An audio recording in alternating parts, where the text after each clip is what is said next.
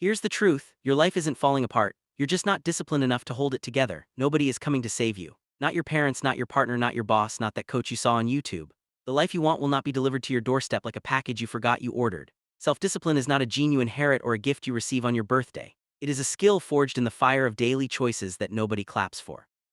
You will build it alone in the quiet mornings when the bed is warm and the alarm is cruel.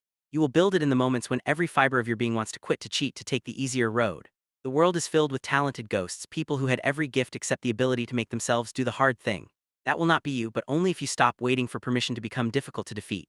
Self-discipline begins with this admission: you are the problem and you are the solution. There is no middleman. Look in the mirror, that's your only obstacle. That's also your only hope. Challenge: tomorrow morning, the moment your alarm sounds, stand up before your brain has time to negotiate. Do not argue, do not bargain, just stand. Your word is your bond. You have made promises to yourself that you have broken so many times the words have lost all meaning. I'll start Monday. I'll just finish this episode. One more day won't matter. Each broken promise is a small death of your self-trust, and self-trust is the currency of self-discipline. Without it, you are bankrupt before you begin. When you tell yourself you will wake up at 5:00 a.m. and then hit snooze until 6:30, you have just taught your brain that your word means nothing. You have trained yourself to be a liar, and liars cannot build empires, not even the small empire of a single disciplined day.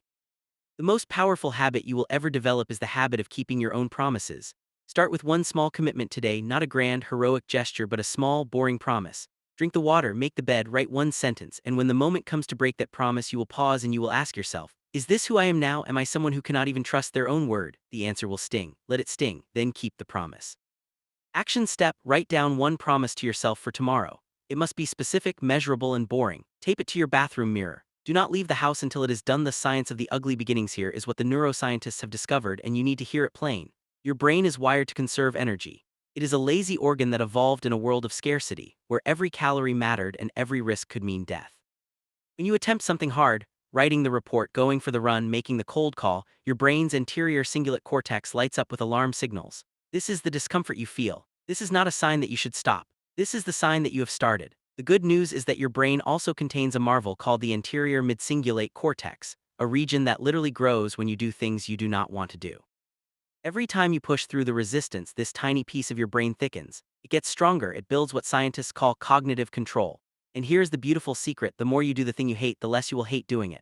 Your brain rewires itself to find comfort in discomfort, but you have to suffer through the ugly beginnings first. There is no shortcut, no supplement, no hack, only repetition, only the grind. Your brain will change, but only if you force it to. Question: what is the one task you have been avoiding because the thought of starting feels physically painful?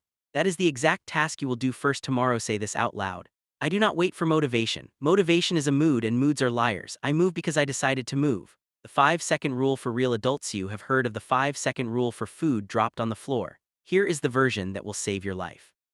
When you feel the impulse to do something difficult, to get up, to speak up, to start, you have approximately 5 seconds before your brain kills the impulse with excuses. This is not metaphor, this is measurable biology. The prefrontal cortex, your decision-making center, can be overridden by the amygdala, your fear center, in the time it takes to count backward from 5. So when the alarm goes off, count 5, 4, 3, 2, 1, and move. When you are sitting in a meeting and you know you should speak, count backward and open your mouth. When you are scrolling instead of working, count backward and throw the phone across the room onto a soft surface, but throw it. The counting interrupts the fear loop. It hijacks your own biology in your favor. You are not waiting for courage. Courage is the action you take after the count. You are not waiting for readiness. Readiness is a myth. You are simply giving yourself 5 seconds to become a person who acts before they can talk themselves out of it. Most people live their entire lives in the space between impulse and inaction. That space is 5 seconds wide. Learn to cross it. Challenge: the next time you feel resistance to a task, do not think. Count backward from 5. On 1, move any part of your body toward the task. Just one movement. That is victory. The environment does not care about your intentions. You can have the willpower of a monk and still fail if your environment is designed for failure. Stop pretending you are stronger than your surroundings. You are not. The cookies on the counter will be eaten at 11:00 p.m. when your discipline is tired. The phone next to your bed will be grabbed the moment you wake up. The television remote within arm's reach will be picked up. This is not weakness, this is physics. Objects at rest stay at rest. Temptations within sight become indulgences. You want to build self-discipline, then you will become a student of your own environment. You will make the right thing the easy thing and the wrong thing the hard thing. Put the running shoes next to the bed, not in the closet. Delete the apps from your phone, not just hide them in a folder. Sleep with your alarm clock across the room so you have to stand to turn it off. Tell your friends you are not available on Tuesday nights. Block the websites, unsubscribe from the emails, throw away the junk food. If you rely on willpower alone, you will lose because willpower is a finite resource that depletes with every decision. But a well-designed environment does not need willpower, it runs on autopilot. Your job is to be the architect, not the victim. Action step: walk through your home or workspace right now. Identify 3 objects that enable your worst habits. Remove them physically. Put them in a box, in a closet, or throw them away. Do this before you read another sentence. When your body speaks, your mind listens. You think discipline is a mental game. You are half right, the other half is physical, and it starts with your spine. Slouching sends a signal to your brain that you are defeated. Crossing your arms tells your nervous system to be closed and defensive. Looking down at your phone for hours trains your body to adopt the posture of submission. In your mind, that obedient servant will follow. Stand up right now, roll your shoulders back, lift your chin until your neck is straight, breathe from your belly, not your chest. Do you feel the shift? That is not imaginary. That is your endocrine system releasing different hormones based on your posture. Power poses are not woo-woo self-help nonsense. They are biology. 2 minutes of expansive posture increases testosterone and decreases cortisol. You become chemically more confident and less stressed. And here's the practical application. Before every difficult conversation, every presentation, every moment that requires discipline, you will spend 2 minutes alone in a bathroom stall or an empty room with your hands on your hips, your chest open, your breathing deep.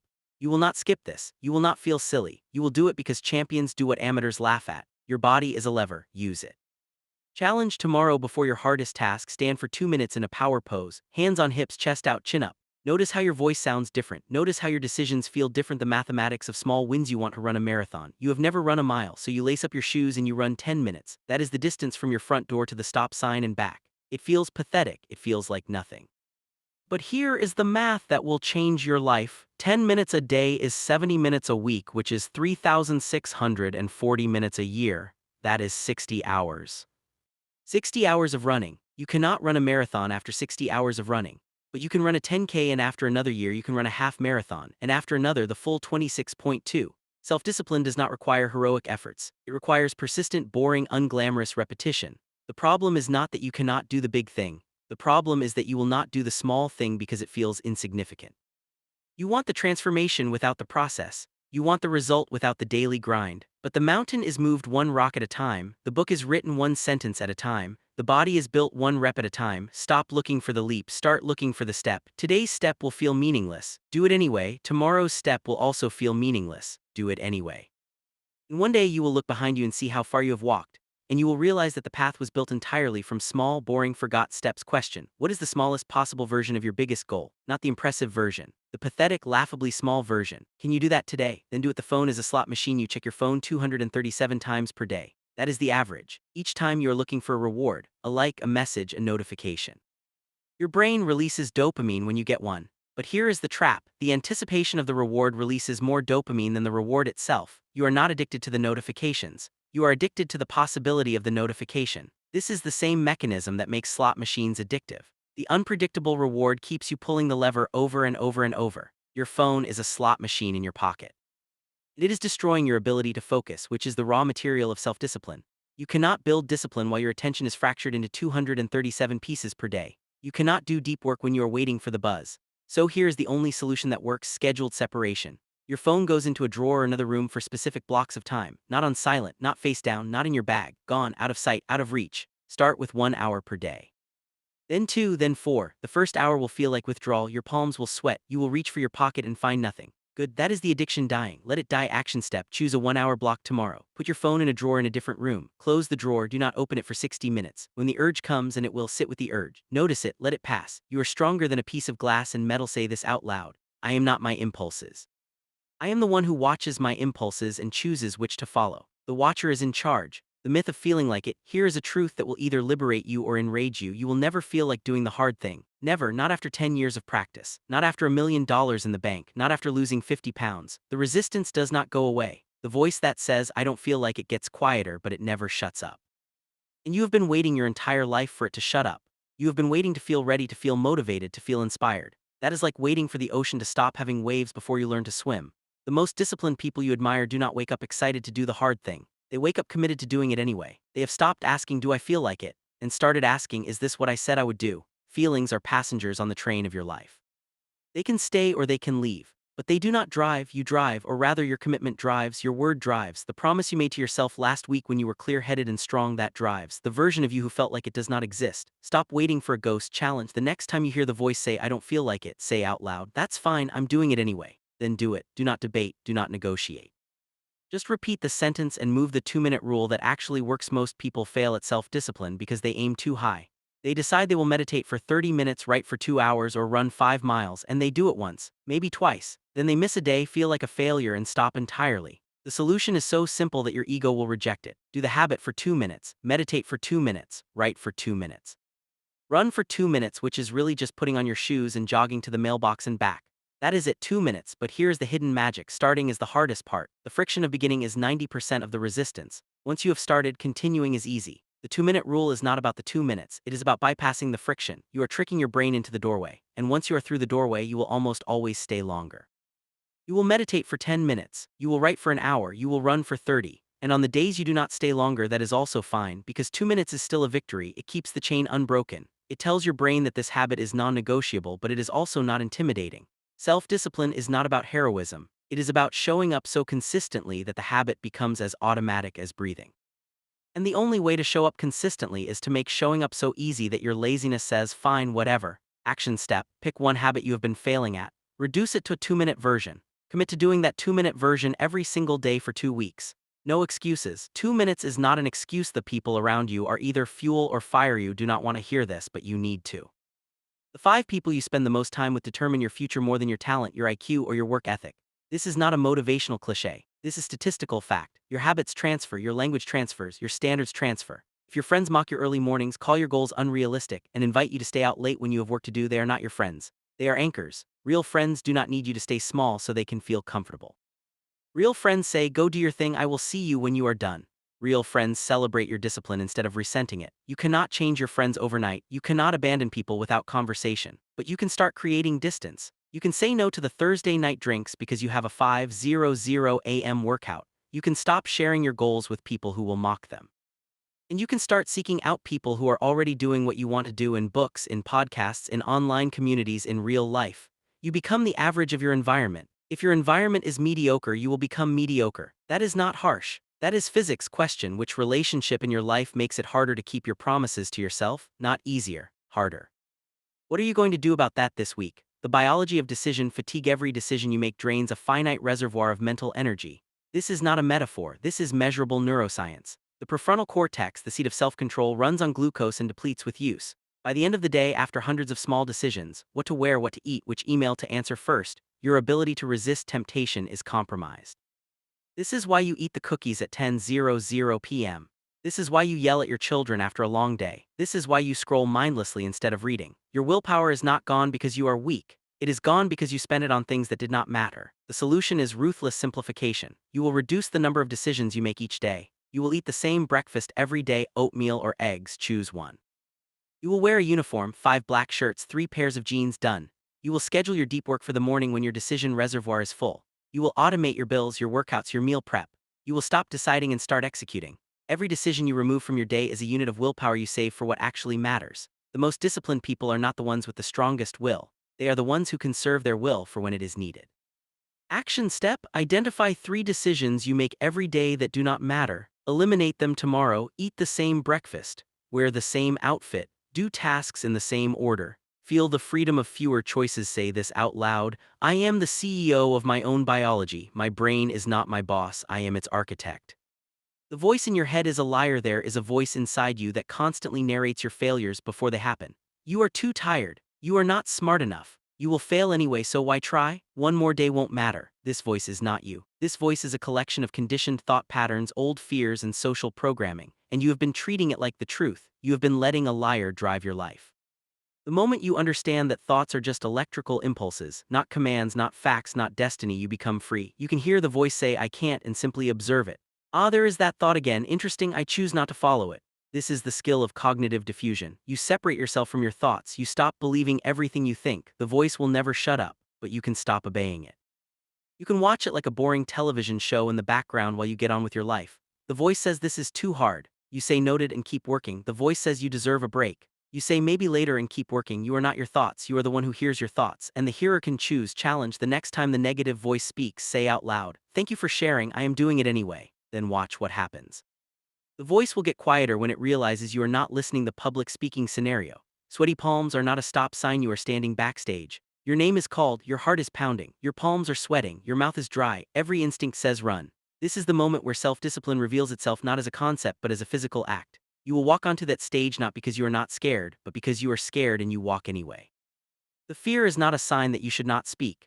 The fear the posture reset for low-energy days you wake up tired. You did not sleep well, your body feels heavy, your mind feels slow, every task looks like a mountain. On these days, most people give themselves permission to be lazy. They say I need rest and they sink into the couch. But here is the truth, low-energy days are the most important training days. Anyone can be disciplined when they feel great. The real work happens when you feel like garbage and you do it anyway. And the fastest way to shift your energy on a low day is not caffeine. It is posture. Stand up, roll your shoulders back 10 times, stretch your arms overhead, open your chest, stand on your toes and reach for the ceiling. Breathe deeply for 60 seconds. Your fatigue is real, but your posture is making it worse. Slumping tells your brain you are defeated, and your brain obediently releases defeat hormones.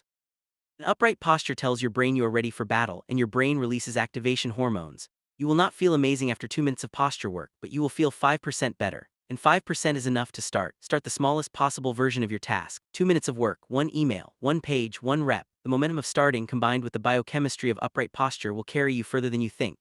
Low energy days are not excuses. They are opportunities to prove who you really are. Challenge. The next time you feel too tired to do your habit, do this sequence. Stand up, roll shoulders back, stretch overhead, breathe deeply for 60 seconds. Then do the 2-minute version of your habit. You will be surprised the no muscle and how to strengthen it. You say yes to things you do not want to do. You say yes to the extra project, the late night out, the favor you do not have time for, the commitment that drains you. Each yes costs you a piece of your discipline. Because each yes is a no to something else, to your sleep, your workout, your family, your goal. You have been trained to believe that saying no is rude, selfish, or weak. The opposite is true. Saying no is the highest form of self-respect. It is the boundary that protects your energy, and like any muscle, the ability to say no gets stronger with practice. Start small. Say no to the free donut at work. Say no to the meeting that could have been an email. Say no to the social invitation you do not have the energy for. Say no without over-explaining. No, thank you is a complete sentence. I cannot make that work is sufficient. You do not owe anyone a justification for protecting your time. And here is the secret, people will respect you more when you say no clearly and kindly. They will stop taking you for granted. They will ask you for things less often, and when they do ask, they will value your yes more. Saying no is not burning bridges. It is building a gate. Action step. Tomorrow, find one small thing to say no to. It can be as small as declining a piece of candy. Say no thank you without explanation. Notice how it feels. The first no is the hardest. Then do it again the next day. The morning stack. Your first hour blueprint. How you start your day determines how you live your day. This is not a cliche. This is neurochemistry. The first hour of your day sets your baseline dopamine, cortisol, and serotonin levels. If you start by checking email and social media, you begin in a reactive, anxious state.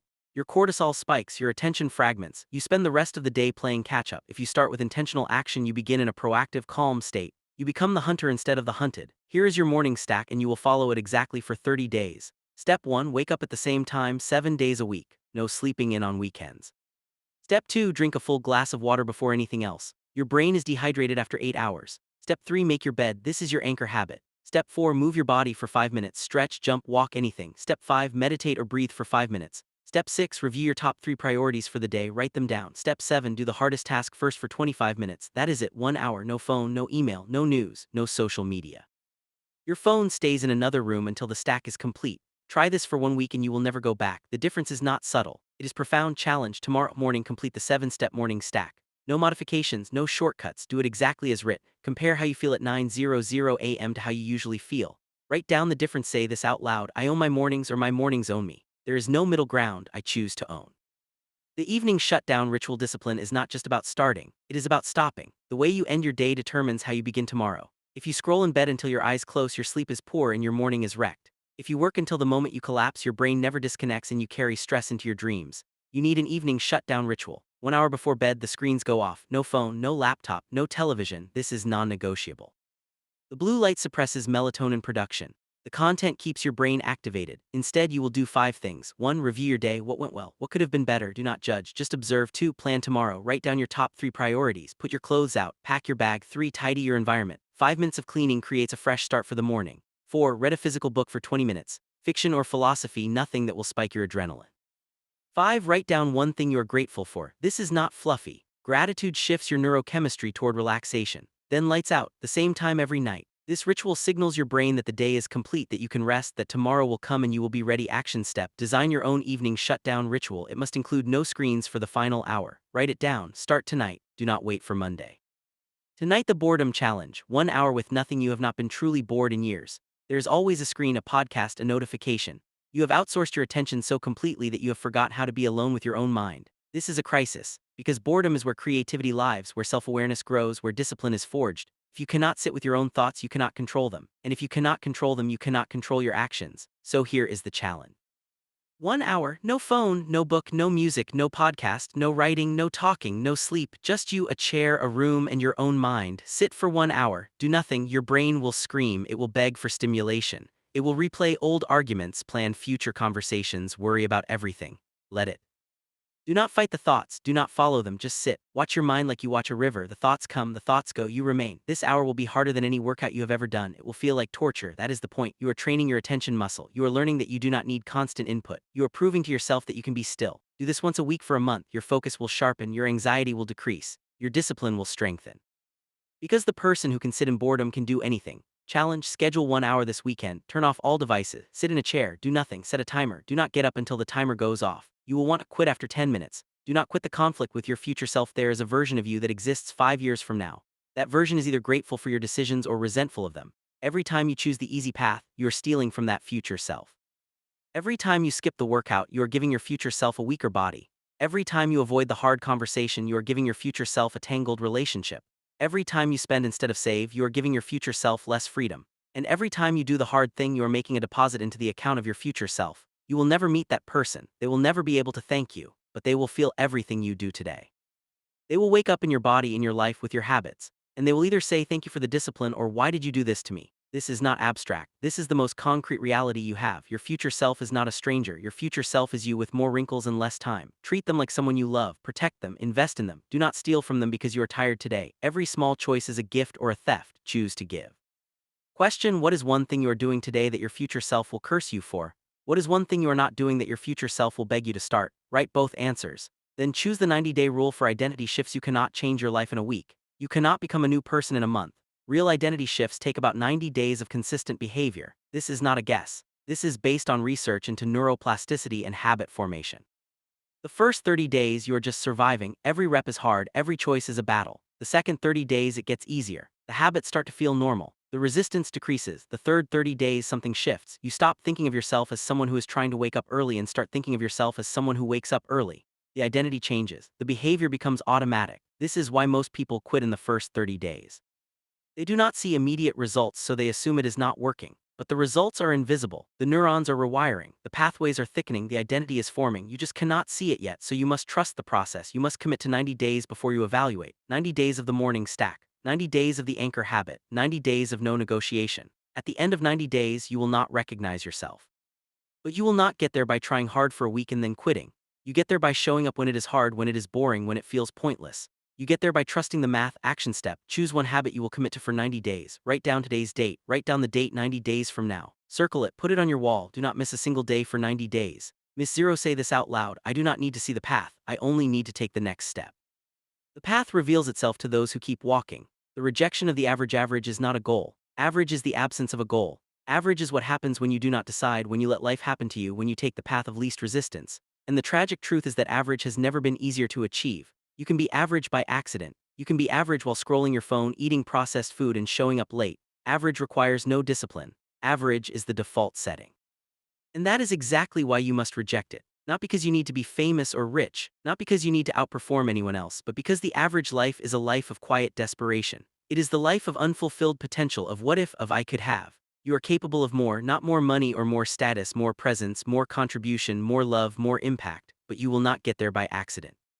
You will get there by choosing the harder path again and again until the harder path becomes the only path you know. You will wake up when others sleep. You will work when others scroll. You will speak when others stay silent. You will build when others wait. And one day you will look around and realize you are no longer average. You are not above anyone else, but you are above your former self, and that is the only competition that matters. Question: in which area of your life have you accepted average because it was easier? What would extraordinary look like in that area? What is the first step toward extraordinary? Take it today. The physical trigger that ends procrastination. Procrastination is not a time management problem. It is an emotional regulation problem. You procrastinate because the task makes you feel anxious, bored, or inadequate, and your brain has learned that avoiding the task provides immediate relief. The solution is not to try harder. The solution is to create a physical trigger that overrides the avoidance circuit. Here is the trigger, stand up, that is it. When you catch yourself procrastinating, scrolling, cleaning, organizing, doing anything except the main task, you will stand up. You will push your chair back, you will place both feet flat on the floor, you will roll your shoulders back, and you will take one step toward the task, just one step. Open the document, pick up the phone. Walk to the whiteboard. The physical act of standing breaks the paralysis. It shifts your body from a passive posture to an active posture, and your mind follows your body. You cannot stay stuck when you are standing. Try it right now. If you're sitting, stand up. Notice how your brain shifts. That shift is the doorway. Walk through it. Every time you procrastinate, stand up. Within seconds, you will be moving, and moving is the enemy of procrastination. Challenge: the next time you catch yourself procrastinating, stand up immediately. Do not think, do not plan, just stand. Then take one physical step toward the task. Report back to yourself what happened. The one-sentence journal. You do not need to write pages. You do not need a beautiful leather journal. You need one sentence per day. At the end of each day, you will write one sentence that answers this question: what did I do today that required discipline? That is it. One sentence. I woke up at 5:00 a.m. even though I was tired. I said no to the donut. I made the cold call even though I was scared. I apologized when I wanted to blame. This one sentence does two things. First, it trains your brain to notice your own discipline. You start looking for moments of strength, and what you look for you find. Second, it creates a record of your growth. After 30 days, you will have 30 sentences. You will see a pattern. You will see that you are capable, that you are showing up, that you are building something. On the days you feel like a failure, you will read your sentences and remember that you are not. On the days you feel strong, you will write your sentence and feel the satisfaction of a job acknowledged. One sentence, 30 seconds. Do it before you brush your teeth at night. Do not skip.